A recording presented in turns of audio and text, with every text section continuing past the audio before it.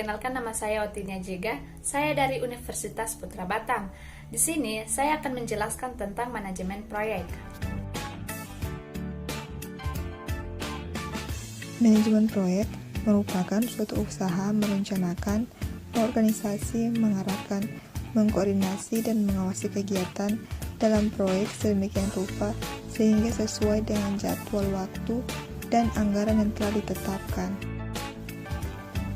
Fungsi-fungsi dasar manajemen proyek terdiri dari pengelolaan lingkup kerja, waktu, biaya, dan mutu. Pengelolaan aspek-aspek tersebut dengan benar merupakan kunci keberhasilan dalam penyelenggaraan suatu proyek. Ada 3 garis besar untuk menciptakan berlangsungnya sebuah proyek. Yang pertama, perencanaan.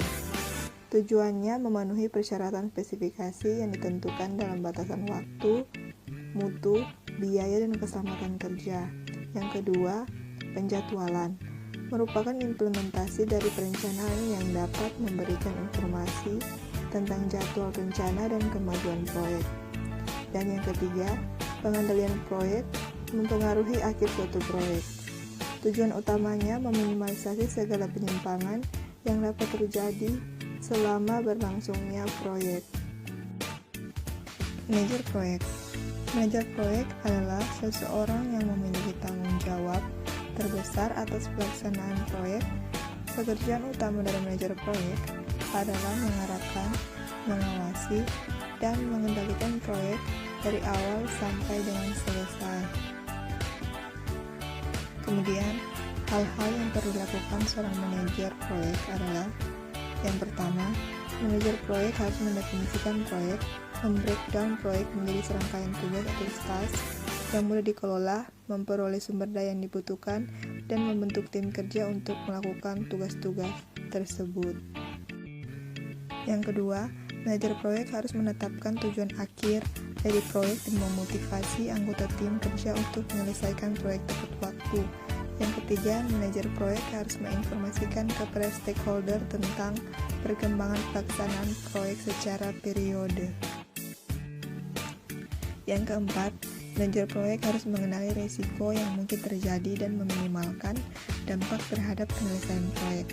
Yang kelima, manajer proyek harus beradaptasi terhadap perubahan-perubahan, karena tidak ada proyek yang 100% berjalan sesuai yang direncanakan.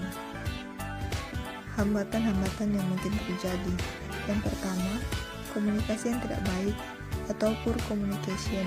Yang kedua, persetujuan yang tidak jelas. Yang ketiga, kesalahpahaman atau misunderstanding. Yang keempat, suasana yang tidak mendukung atau backbitter.